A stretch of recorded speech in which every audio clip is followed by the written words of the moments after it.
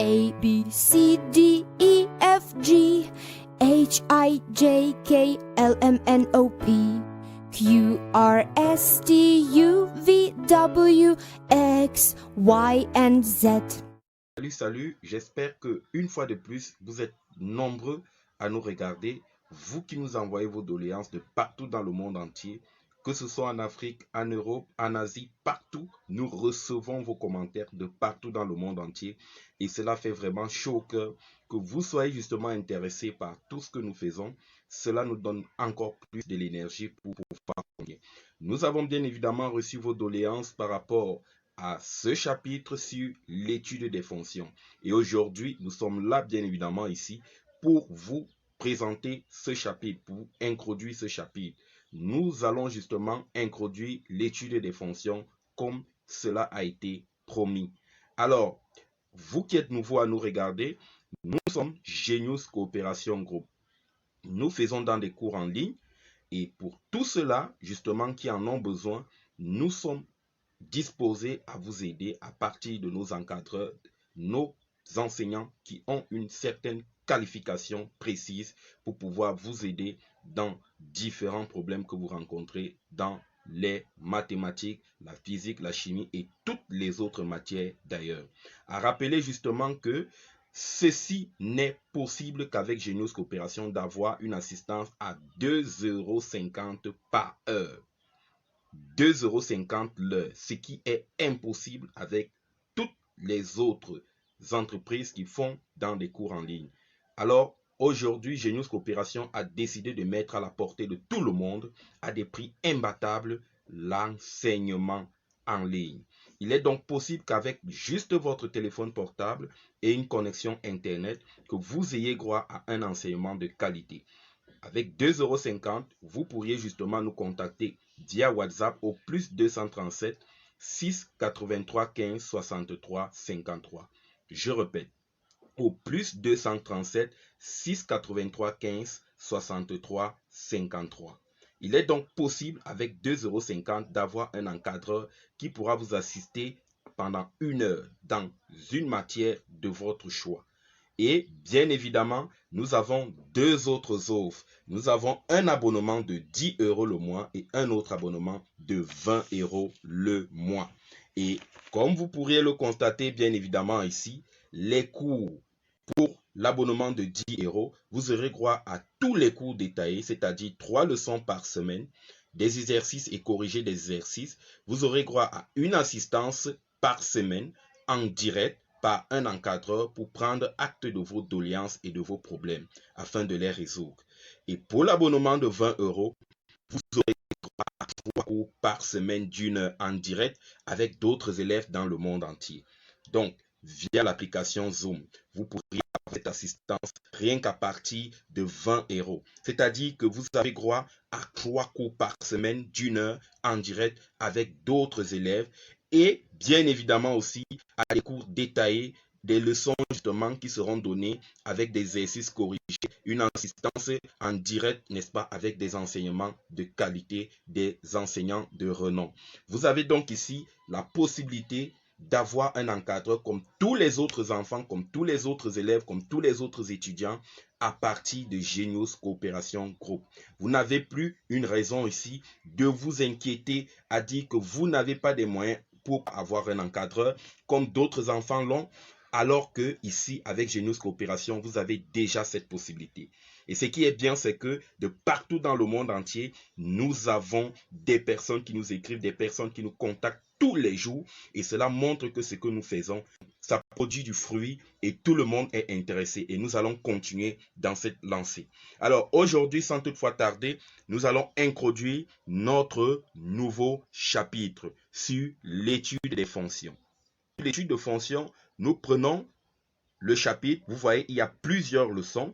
Vous pourriez nous contacter parce que pour donner toutes ces leçons, nous ne pouvons pas utiliser beaucoup de temps ici pour pouvoir donner toutes ces leçons, étant donné que le cours va devenir ennuyeux. Quand vous êtes déjà en classe et que le professeur prend 2 heures de temps, ça devient ennuyeux, 3 heures, ainsi de suite, ainsi de suite. C'est pour ça que nous procédons comme suit. Vous qui êtes nouveau à nous écouter, nous prenons ici fonction de référence, variation des fonctions associées. Nous allons prendre cette notion et nous allons définir ici soit le petit 1 ou le petit 2 pour poser les bases de la leçon et le reste, bien évidemment, nous pourrions continuer inbox pour ceux-là qui ont besoin de soutien. Cela vous donne ici de comment nous distribuons les cours, de comment est-ce que vous seriez justement encadré avec notre connaissance. Nous sommes très ravis que cela vous plaise et nous allons une fois nous mettre à l'œuvre. Vous avez ici, dans seulement ce chapitre, vous avez plusieurs notions. Fonction numérique, la définition d'une fonction numérique, la définition d'un ensemble de définitions, la comparaison des fonctions, dans le grand 2, la variation d'une fonction, dans le grand 3, résolution graphique, dans le grand 4, fonction de référence, avec des fonctions affines, fonction carrée, fonction inverse, fonction racine carrée, étude de la fonction racine carrée, comparaison des fonctions carrées, identité et racine carrée, la fonction valeur absolue, définition, variation, centre de variation des fonctions. Vous avez plusieurs notions. Alors, nous allons généralement aborder soit la première et la deuxième notion en fonction du temps qui nous sera donné. Et le reste, vous pourrez nous contacter inbox via WhatsApp au plus 237 683 15 63 53. Alors, nous commençons sans toutefois attendre. Passons à la comparaison de fonctions. Définition. On dit que deux fonctions f et g sont égales si et seulement si elles ont même ensemble de définitions.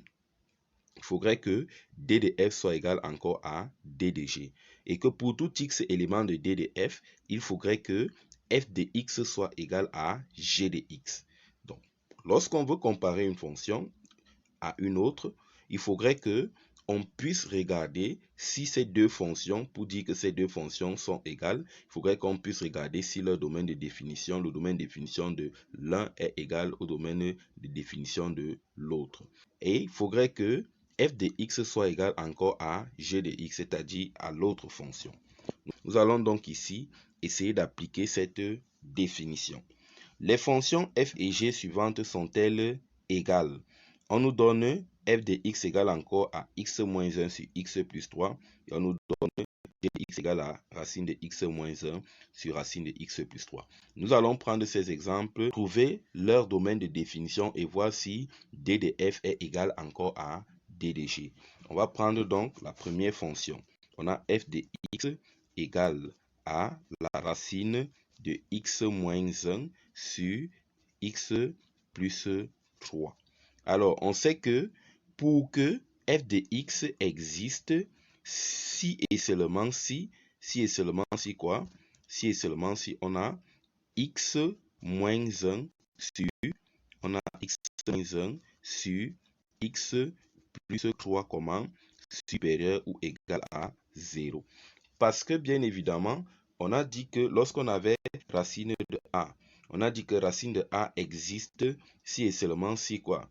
Si et seulement si a était supérieur ou égal à 0. Et c'est la même chose ici qu'on a appliqué avec x moins 1 et sur x plus 3. Donc, c'est la même chose qu'on a appliqué ici.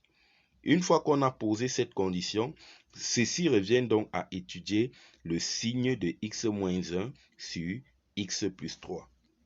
Et c'est très facile. Ce sont des choses justement ici que on a évoquées en classe d'IA de seconde. Mais une fois de plus, on va encore le faire. Et pour y arriver, il faudrait que on puisse déjà avoir les deux racines qui sont au numérateur et au dénominateur. Et on va donc poser x moins 1 égale à 0, ce qui va nous donner x égale à 1. Et au dénominateur, on va poser x plus 3 égale à 0, ce qui va nous donner x égale encore à moins 3. On aura donc deux racines qui sont ici, 1 et moins 3. Voilà nos deux racines. On va donc mettre cela dans un tableau de signes. Ici, on met x ici, pas? Et ici, on a moins l'infini. On commence par le plus petit nombre qui est moins 3. Ensuite, on part ici avec 1. Et pour finir, on va avec plus l'infini. Ici, comme ça commence par x moins 3, on a donc ici x plus 3. Ça, c'est pour le premier. Pour le deuxième, qu'est-ce qu'on a? Pour le deuxième, on a x moins 1. Et on vient là, on met ici 3. Donc, on aura ici x moins 1 sur x plus 3. Donc, ça, c'est le signe bien évidemment, hein, ça c'est le signe. Hein, ça, le signe ici. Donc, on aura le signe de x moins 1 sur x3. Une fois qu'on a placé cela, on sait que 3 s'annule ici. Et 3 vient encore s'annuler où? 3 vient encore s'annuler ici, là. On sait aussi que 1 s'annule où? 1 s'annule ici. Et on voit encore que 1 vient s'annuler où? 1 vient s'annuler aussi ici en bas, n'est-ce pas? 1 va venir aussi s'annuler ici en bas. Voici donc notre tableau des signes que nous sommes en train de dresser. Alors, une fois qu'on a fait cela, quand on dit annuler, déjà, il faut rappeler que lorsqu'on va mettre moins 3 ici, dans cette expression, moins 3 plus 3 donne 0. C'est pour ça qu'on dit que à moins 3, ça s'annule. On met ce rond-ci. La même chose avec la valeur de 1. Lorsqu'on va venir remplacer 1 dans cette expression-là, on va voir qu'on aura ici 1 moins 1 nous donne 0. Et c'est pour cela qu'on met ici aussi ce même rond. Alors, on voit que les deux valeurs s'annulent dans cette expression. Et c'est pour ça qu'on met aussi les ronds. Alors, on va prendre un nombre dans l'intervalle moins l'infini 3. Prenons par exemple moins 4. Moins 4 appartient à l'intervalle moins l'infini 3. Lorsqu'on remplace moins 4 plus 3, ça nous donne moins 1. On met moins. Il y a le signe moins. Ici, on prend un nombre dans l'intervalle moins 3, 1. Et on vient remplacer toujours dans l'expression. On peut choisir par exemple quoi? Prenons 0. 0 plus 3 nous donne 3. C'est un nombre positif. On vient mettre plus. On prend un nombre aussi dans l'intervalle 1 à plus l'infini. On vient remplacer dans l'expression. Prenons par exemple ici 2. Si on prend 2, on aura ici 2 plus 3 qui nous donne 5. Et 5 est un nombre quoi? 5 est un nombre positif. On vient donc mettre quoi ici là? Plus. Alors, est-ce qu'on se comprend à ce niveau? Généralement, lorsqu'on est en classe, on nous disait qu'on commence par moins. Et lorsqu'on rencontre le rond, ce signe devient plus. Lorsqu'on ne rencontre pas le rond, on continue avec le signe. On fait la même chose en bas ici, on met moins. Comme on ne rencontre pas, on continue avec moins. Quand on rencontre, on met plus. Et ici, en bas, on va trouver aussi le signe de x moins 1 sur x plus 3. On a en haut quoi? Moins divisé par moins qui nous donne plus. N'est-ce pas? Moins divisé moins qui nous donne plus. Plus, n'est-ce pas? Plus divisé par moins qui nous donne moins. Et plus divisé par plus qui nous donne plus. Il s'agit donc d'étudier le signe de x moins 1 sur x plus 3 et de voir là où x moins 1 sur x plus 3 était comment? Supérieur ou égal à 0. Et on avait donc ces deux intervalles que voici. Domaine de définition ici, d de f sera égal à quoi? D de f sera donc égal ici à moins l'infini, moins 3, n'est-ce pas? Fermé, union 1 fermé à plus l'infini. Voilà notre domaine de définition. Alors, on a trouvé le domaine de définition de cette fonction. On prend aussi la fonction g de x. On a g de x. Donc, la fonction g de x est encore égale ici à quoi? G de x est égal à la racine de x moins 1 sur la racine de x plus 3. Alors, tout comme avec les racines, on dit que lorsqu'on a racine de a, pour que racine de a existe si et seulement si racine de a existe si et seulement si a est comment? Supérieur ou égal à 0. Et c'est exactement ce que on va venir faire aussi. On va aussi dire que racine de x moins 1 existe si et seulement si x moins 1 soit supérieur ou égal à 0. Et racine de x plus 3, il faudrait que ce soit différent de 0. Autrement dit, il faudrait que x plus 3 soit différent de 0. Et en même temps, il faudrait que x plus 3 soit supérieur à 0. Et les deux conditions qui vont réunir ce qu'il y a au dénominateur, c'est quoi? Il faudrait que x plus 3 soit strictement supérieur à 0. Alors, je dis ceci parce que lorsqu'on nous donne ici, g de x égale donc à la racine de x moins 1 sur la racine de x plus 3. La condition ici, c'est qu'il faudrait que x moins 1 soit supérieur ou égal à 0. Et la deuxième condition ici, c'est qu'il faudrait que x plus 3 soit strictement supérieur à 0. X plus 3 doit être strictement supérieur à 0, justement parce qu'on nous dit que lorsque on a un quotient, il faudrait que le dénominateur soit comment? Le dénominateur soit différent de 0. Et ici, on avait x plus 3 et on avait aussi quoi? La racine. Donc, il faudrait non seulement que le dénominateur soit différent de 0, mais aussi on nous dit que lorsqu'on a la racine, il faudrait que ce qui est à l'intérieur dans la racine soit supérieur ou égal à 0. Et dans les deux cas, lorsqu'on essaie ici de mettre ensemble ces deux contraintes, on comprend que x plus 3 supérieur à 0 et x plus 3 différent de 0 nous donne x plus 3 strictement supérieur à 0. Ce qui équivaut aussi à dire qu'on a quoi? Ce qui équivaut à dire qu'on a, bien évidemment ici, on a ici x supérieur ou égal à quoi? On aura x supérieur ou égal à 1, n'est-ce pas? X supérieur ou égal ici à 1. Tandis qu'ici, on aura x strictement supérieur à moins 3. Donc, x supérieur ou égal à 1 et x strictement supérieur à 3, ce qui équivaut à dire quoi? Que dans le premier cas ici, on a quoi? Dans le premier cas ici, on a x appartient à l'intervalle quoi? L'intervalle fermé 1 à plus l'infini. 1 à plus l'infini. Tandis que dans le deuxième cas, on a quoi? Dans le deuxième cas, on a x supérieur à moins 3. On doit avoir x appartient à l'intervalle moins 3 à plus l'infini. Dans ce cas, il faudrait qu'on fasse quoi? L'intersection. On va donc prendre notre droite. On prend notre droite graduée pour pouvoir trouver l'ensemble qui coïncide, c'est-à-dire l'intersection de ces deux ensembles. Ici, on a 1, ici, on a 2, par exemple. Ici, on a moins 1, ici, on a moins 2.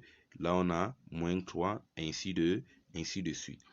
Alors, on nous dit, le premier intervalle qui est quoi? 1 à plus l'infini. C'est fermé en 1. On va donc prendre de 1 à plus l'infini, on assure. 1 à plus l'infini, on assure. De l'autre côté, l'autre intervalle, c'est quoi? C'est moins 3 à plus l'infini. On va assurer dans l'autre sens. On prend donc de moins 3. Moins 3, c'était comment? Ouvert. Donc, on prend de moins 3 à plus l'infini. Et on va voir là où les deux intervalles coïncident. On voit que ça coïncide à partir de 1, n'est-ce pas? À 1 fermé à plus l'infini. Et on vient ici, on va dire que d de g est bien évidemment égal à 1 fermé à plus l'infini. Alors, on a eu d de f est égal à quoi? On a eu d de f est encore égal à quel intervalle? D de f était égal à l'intervalle moins l'infini. Quand vous vous souvenez très bien, c'était moins l'infini, moins 3, n'est-ce pas? Fermé, union, on avait aussi union 1 à plus l'infini, 1 fermé à plus l'infini. Voilà les deux intervalles que on avait dans ce cas-là, n'est-ce pas? On avait donc ces deux intervalles, 1 à plus l'infini aussi. Et f est différent de d de g. Donc, on a donc f et g ne sont pas égales. Donc, on a f et g ne sont pas égales. Les deux fonctions ne sont pas égales. On dit donc que déterminons l'ensemble de définitions. On a fait cela. On a déterminé les ensembles de définitions. On a dit pour f, on doit avoir x moins 1 sur x plus 3 supérieur ou égal à 0. Donc, d de f est égal encore à moins l'infini, moins 3, union 1 à plus l'infini. On a trouvé cela.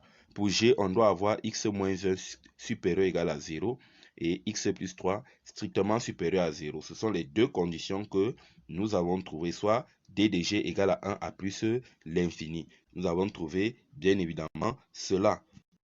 Ces intervalles nous ont permis ici de déterminer. On a dit que pour le premier cas, pour D de G, c'était 1 à plus l'infini. Pour D de F, c'était moins l'infini, moins 3, union 1 à plus l'infini. Et c'est ce que nous avons trouvé ici, n'est-ce pas? Dans le premier qu'on a dit pour F, on doit avoir x moins 1 sur x plus 3 supérieur ou égal à 0, soit D de F donc égal à moins l'infini, moins 3, union 1 à plus l'infini. Pour G, on doit avoir plutôt x moins 1 supérieur ou égal à 0 et x plus 3 strictement supérieur à 0. Soit D de G égale encore à 1 à plus l'infini. Et on a fini par conclure que D de F est différent de D de G. Et les fonctions là ne sont donc pas égales. En remarque, on nous dit, cependant, sur 1 à plus l'infini, on a f de x égale encore à g de x. Et on va donc passer ici à la définition 4. Alors, pour faire un petit commentaire sur la remarque, effectivement, si on restreint le domaine de définition de f à 1 à plus l'infini, on va constater que, puisque d de g aussi égale à 1 à plus l'infini, on constate donc que d de f est égal à d de g. Et c'est pour cela que f de x égale à g de x. Alors, pour passer à la définition 4, on dit soit f et g, deux fonctions définies sur un intervalle i. On dit que sur i, f est inférieur à g, notez f strictement inférieur à g, si et seulement si, pour tout x élément de i, f de x est inférieur ou égal à g de x. Ça c'est clair, on veut justement ici connaître si f est inférieur à g. F est positive, notez f strictement supérieur à 0, si et seulement si, pour tout x élément de i, f de x est supérieur ou égal à 0.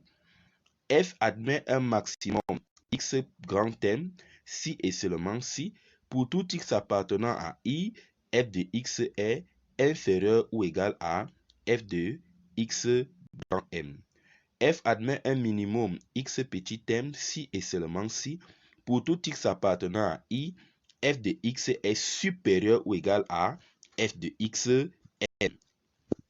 Et f admet bien sûr un extrémum si et seulement si f admet un minimum ou un maximum. En remarque, deux fonctions ne sont pas toujours comparables. Il faut remarquer cela, contrairement aux nombres réels. Pour les nombres réels, on a des valeurs exactes, on a des valeurs fixées. On sait que 2 est plus petit que 3. Mais lorsqu'on a des fonctions, ce sont des relations qui varient ici selon des intervalles. Deux fonctions ne sont pas toujours comparables, contrairement aux nombres réels. Ce qui signifie quoi? Ce qui signifie que on peut avoir, pour des nombres, on a des valeurs fixées, n'est-ce pas? Pour des nombres, on a des valeurs fixées. On sait que 2 est inférieur à 3, cela ne va jamais changer. On sait par exemple que moins 2 est plus grand que moins 3. Cela ne va jamais changer. Mais lorsqu'on a plutôt ici des fonctions, on a des relations qui vont justement varier selon des intervalles, n'est-ce pas? Et c'est pour cela qu'on dit que lorsque deux fonctions ne sont pas toujours comparables, on dit que la relation d'ordre n'est pas totale. Et on va prendre donc un exemple avec les fonctions f et g. On va donc prendre un exemple avec les fonctions f et g, définies respectivement sur R par f de x égale à x et g de x égale encore à x carré. Alors, lorsqu'on a f de x égale à x et g de x égale à x carré, on va par exemple prendre un nombre dans l'intervalle 0, 1. Si x est élément de l'intervalle 0, 1, prenons le cas, n'est-ce pas? X élément de 0, 1. On a dit ici que les fonctions ne sont pas, effectivement, toutes les fonctions ne sont pas comparables et que la relation d'ordre n'est pas totale. On va prendre donc cet exemple pour matérialiser ce que nous venons de dire. Lorsqu'on prend ces deux fonctions et que on prend par exemple un intervalle 0, 1, que si x est compris dans l'intervalle 0, 1, 0 exclu et 1 exclu, on va voir que on choisit un nombre dans cet intervalle, on prend 0,5. Alors, f de 0,5 nous donne 0,5, g de 0,5 nous donne 0,5 au carré. On constate que 0,5 ici est supérieur à 0,5 carré. Et dans cet intervalle, dans l'intervalle 0 exclu à 1, on constate bien évidemment que x est strictement supérieur à x carré, soit f est strictement supérieur à g. Mais ça ne sera pas le cas si on prend ces deux fonctions-ci dans l'intervalle 1 à plus l'infini, par exemple un nombre qui appartient à l'intervalle 1 à plus l'infini comme 2, on constate que f de 2 nous donne 2, tandis que g de 2 nous donne 2 au carré. Et dans ce cas, on constate maintenant que 2 est bien évidemment inférieur, strictement inférieur à 2 au carré, soit f dans ce cas aussi est strictement inférieur à g. On voit bien que dans le premier cas, on a trouvé f strictement supérieur à g, alors que dans le deuxième cas, on trouve f strictement inférieur à g, ce qui montre bien évidemment que cela va varier selon les intervalles. Selon l'intervalle 0 exclu à 1 exclu, et selon l'intervalle 1 exclu à plus l'infini. Donc, on pourra dire que la relation d'ordre n'est pas totale. Alors, parlons donc de l'exemple de la propriété sur les extrémums. On va prendre ce graphique avec la fonction f qui est définie sur R par f de x égale à x moins 2, le tout au carré plus 1. On nous a donné le tableau de variation et on nous a donné déjà le graphe qui a été tracé, la courbe représentative de cette fonction. En ce qui concerne l'étude des fonctions, nous connaissons comment cela se passe. Pour étudier une fonction, il faut d'abord donner le domaine de définition, ensuite calculer les limites aux bornes du domaine de définition, étudier les branches infinies et bien sûr aussi montrer que la fonction est dérivable, calculer sa dérivée, étudier le signe de la dérivée, donner le centre de variation, dresser le tableau de variation et ensuite tracer la courbe. Ce travail doit être minutieusement effectué. On a la courbe f qui est représentée selon ce graphique que voici ici. La courbe décroît de plus l'infini jusqu'à 1 et elle croît encore de 1 à plus l'infini. On voit que quelles que soient les valeurs de x dans l'intervalle moins l'infini à plus l'infini, f de x est comment? F de x est supérieur à 1. Quelles que soient les valeurs, n'est-ce pas, supérieures ou égales à 1, quelles que soient les valeurs de x prises dans l'intervalle moins l'infini à plus l'infini, on constate que pour toutes les valeurs de x prises dans cet intervalle, f de x, n'est-ce pas, est supérieur ou égal encore à 1. Et dans ce cas, d'après la définition 4, on nous a dit que f admet un minimum x petit m si et seulement si pour tout x élément de i, f de x est supérieur ou égal encore à f de xm. Et c'est ce que nous venons de constater. On a vu que pour tout x élément de l'intervalle moins l'infini, n'est-ce pas, à plus l'infini, f de x est supérieur ou égal encore à quoi? À f de 2, parce que c'était f de 2 qui nous donnait 1. Est-ce qu'on est d'accord? Et f de 2 nous donne 1, ce qui veut dire quoi? Que f de x est supérieur ou égal à 1. F est donc positif, parce que f est comment? Supérieur ou égal à 1. Donc, on pourra dire que f admet en 2 un minimum de 1 sur R. Voilà donc ici ce qui concerne les maximum ou les minimums, du moins les extrémums. Il y a donc la deuxième notion sur les variations d'une fonction que nous allons aborder dans les prochains chapitres. Et ce qui a été fait ici est très important. Pourquoi? Parce que nous n'avons pas assez de temps déjà pour pouvoir mettre tout ce qui vient ici. Vous voyez, il y a des exercices, des bons exercices, très bons exercices pour des examens qui viennent généralement, que ce soit au probatoire, même au baccalauréat. Ce sont des exercices type examen.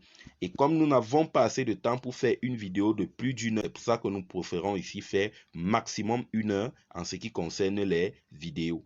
Et une fois de plus, nous vous remercions d'avoir suivi cette vidéo. Difficulté, vous voulez connaître le reste du chapitre parce que nous n'avons qu'abordé ici un seul chapitre, n'est-ce pas? Du moins une seule leçon dans le grand chapitre qui est l'étude des fonctions. Et dans cette leçon, nous n'avons qu'abordé ici 2 petites notions, n'est-ce pas? Et il faudrait que pour mieux maîtriser ce chapitre, il faudrait bien évidemment nous joindre inbox pour pouvoir vous donner toutes les explications avec toutes les notions qui restent. Portez-vous bien, merci de nous avoir suivis et mettez vos doléances, appelez-nous inbox avec notre numéro WhatsApp ou encore il y a notre adresse email. Ciao.